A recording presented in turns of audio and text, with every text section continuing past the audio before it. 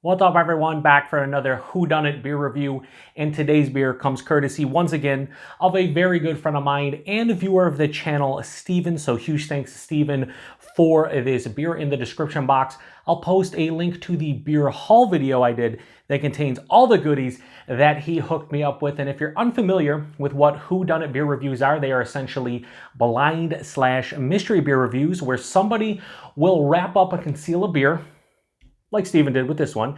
They will then either send or give me said beer, and I'll review it like I do any other beer on my channel, with the lone exception being, of course, I have no idea what the beer is. So at the end of the review, I try to guess the beer style, its ABV, and if I'm feeling confident enough, I'll try to guess the beer exactly, although that is extremely rare. And then I will finally rate the beer before revealing it to both you and myself. So what do we know about this beer right here? Well, it seems to be in a 12 fluid ounce can.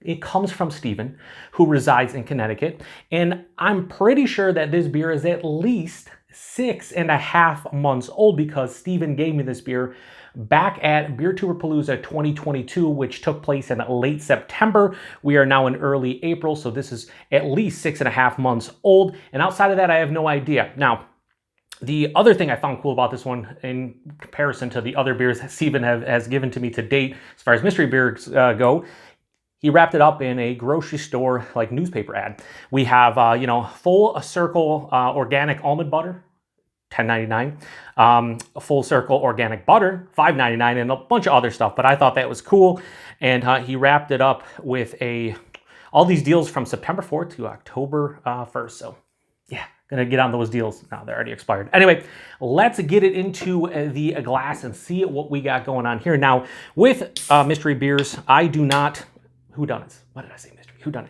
With whodunit beers, I don't look to see if there's a date on the can or bottle anymore. Early days I would. I haven't done it in a long time because I don't want to know exactly. Maybe this could be like a 3-year-old beer, who knows? Or it could be super fresh when he gave it to me. But anyway, let's pour it into the glass here. That looks super light. And I think it's going to be tart, because I could have swore as soon as I cracked it there was a tartness there. So a little Dirty Glass Mafia. We'll go put this over here like that. And yeah, this has a very bright yellow kind of color to it. It's like sunshine in a glass. On camera it might be a little bit darker, but in person, bright yellow. There's a little bit of I can see through it a little bit. The opaqueness is there to some degree, but I can see the shadow, just I can't make out my hand. The head is now dissipated to a thin film. Hold it up to the light. There's a lot of fine particulates, and the head is now gone, so I'm thinking this is a sour beer of some sort. Let's get a nose. Yeah. It smells funky. It smells sour. It's almost like this is some sort of like authentic wild beer, where there's a decent amount of like acidity, there's going to be some sourness, but it also has like a funkiness to it. This is definitely not like a kettle sour. If so, there's a lot of other things going on here.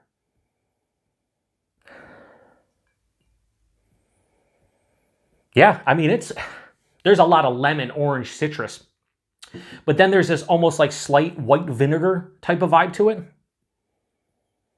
There's that barnyard funk, very subtle, but definitely noticeable.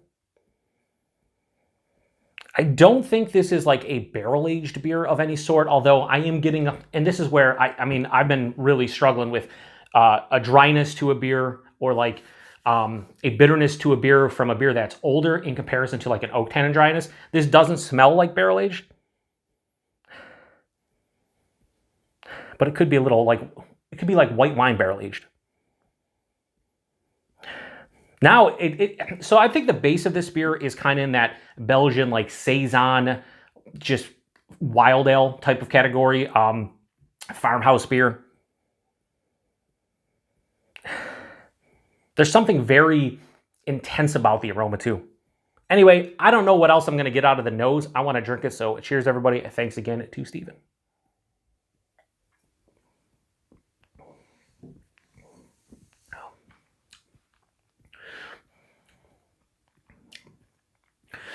There is a big mouth puckering, like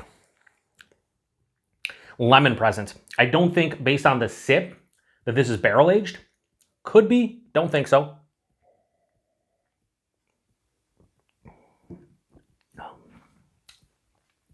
There's a big, just a lemony, mouth puckering, acidic sourness that's kind of all around my cheeks, making me pucker on the back of the palate. All right, let's go body and mouthfeel.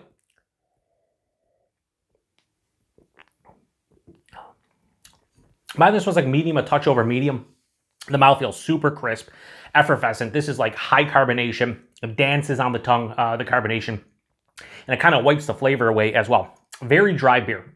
All right, so let's go and try to figure out the flavors here.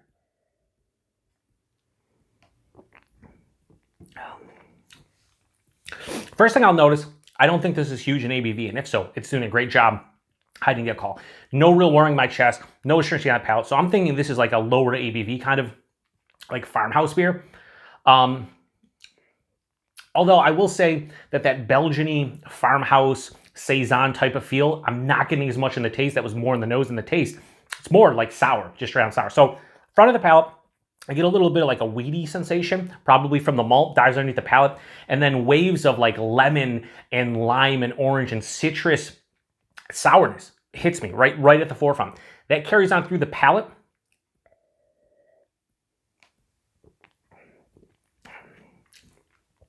It finishes bone dry. Very mild bitterness, but there's a lot of acidity built up in the back of my throat. Definitely going to get heartburn from this. I can tell after, drinking whatever, 3 or 4 ounces so far. The ABV, this is where I've been really struggling lately. Out of the last 3 Whodunits, I missed by like 4%. I nailed it, and then I missed by like 2.5%.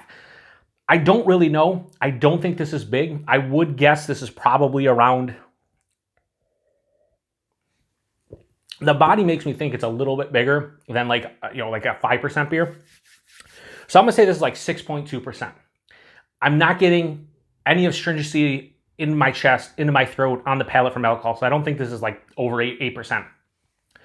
I was talking about there's maybe barrel aged in the nose, but not really. In the taste, there's nothing that really indicates any barrel aging. Maybe the dryness is coming from like oak tannin or something, but I don't think so. I think this is just like a.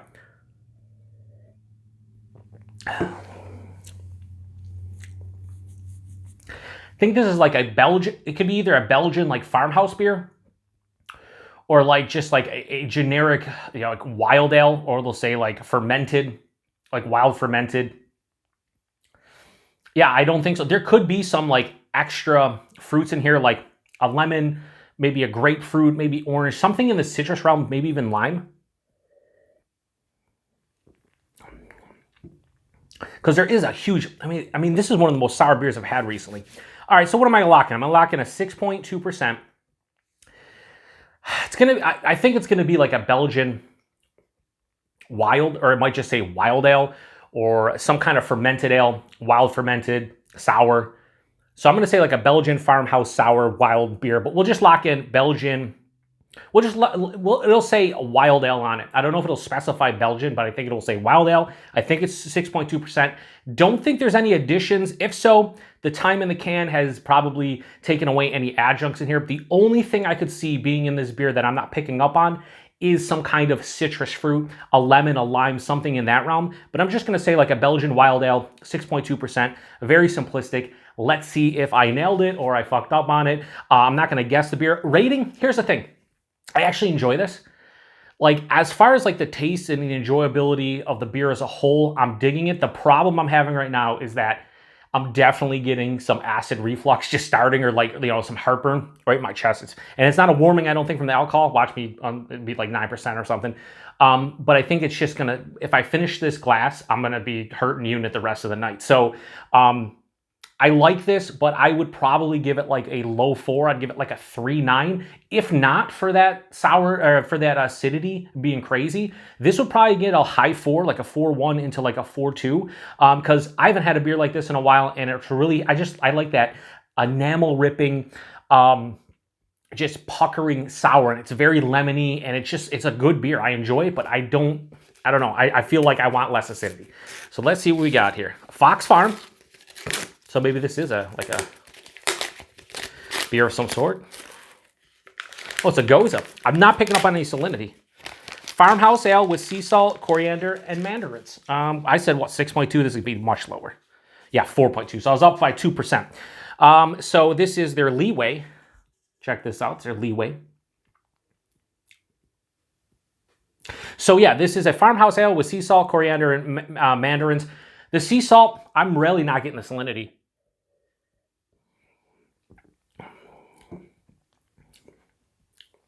No. The mandarins, that's where I said maybe with citrus, right? I would have guessed more lemon lime than mandarin oranges, but it makes sense. And the coriander, that has faded. There's no coriander in here. I mean, I drink a lot of beers with spices, and coriander's a lot of Belgian beers. And I'll tell you right now, the coriander is not there. The sea salt, I guess I didn't pick up on it.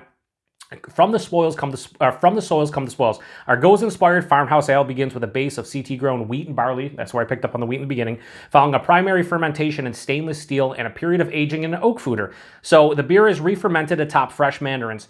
Thoughtful additions of coriander and sea salt are also added along the way. A final can re-fermentation yields a pleasant natural carbonation. So what do we learn from this? I didn't nail it. I don't actually feel too bad how I did about this. I did say it would be some kind of like wild Belgian wild ale, and it basically is. The one thing I've learned from this is primary fermentation was in a stainless steel, and then a period of aging in an oak foeder. I guess the dryness could be from the oak. Definitely didn't get any oak tannins. Super dry beer. This is probably the most sour Goza that I've had in a long while. And it makes sense that it came from Fox Farm. The reason being, they do styles proper, and a lot of these Gozas and Berliner Weiss, they're supposed to be pretty sour. I think a lot of the American breweries don't make them as sour as they typically end up being. So let's see. I missed on the ABV by 2%. It definitely, I think the most impressive thing about this is the body. Yeah, I mean, the body is not like super light and refreshing, right? It's more like medium a touch over. So that's where I went with 6.2 as opposed to 4.2. But I definitely missed on that. I'll give myself like a C+. I think I did okay. I didn't call it the sea salt, coriander, mandarins specifically. I was in the wheelhouse, so to speak, but I missed on the ABV, and I didn't pick up on the mandarins specifically, which kind of bums me out. But I don't think there's any way whatsoever I would specifically call out mandarins in this situation. I just don't think I would. I would have guessed lemon or lime or both. So that was a leeway from Fox Farm, from Steven. Like I said, I give myself C+. I didn't do that great. I'm okay with it. But I will say that I'm curious now to try more Fox Farm, like lower ABV, like if they do Gozes and Berliner Weisses. Because again, this is quite flavorful. And I just haven't had that enamel ripping, super sour kind of feeling. Oh, I should look, see if there's a date. Oh, there is. Canned on May 26th of 2022. So right now, this is about 10 and a half months old. So I don't know, how much of being in this can played a role in anything changing outside. I think, honestly, the coriander got lost for me. And I didn't pick up on the sea salt, which now it's funny after you reveal these and you start drinking them and whatnot. There is a very slight salinity or minerality kind of hitting me now on the back of the palate. So, yeah, C+ is the best I can give myself, maybe even like a straight on C. I'm okay with how I did because I don't think I would have necessarily nailed something like this even if I reviewed it fresh. It's tough. It's tough when you start, having a base of a Goes and you start throwing in mandarin oranges and you're fermenting it in stainless steel and oak foeders. I just don't think I would have nailed it, but whatever. I'm all right with it. So price point availability, Steven, chime in. Anybody else who has Rick, if you've ever had this one, I'd imagine this is probably like $3-4.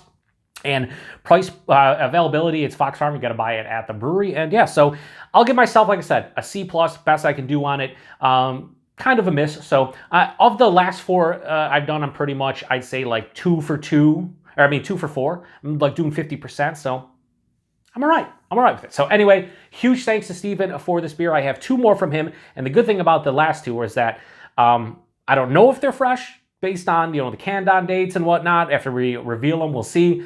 But he did send them to me recently in the last couple months, as opposed to something like this and some of the other ones where they're like 6 months to like 10 months old. We're going to have fresher beers. We've got 2 more left from Steven, and I am going to get to them in the next couple of weeks, hopefully. So huge thanks to Steven. Thanks to everybody stopping by for another Whodunit Beer review. Check back next week for the next installment. Until then, cheers.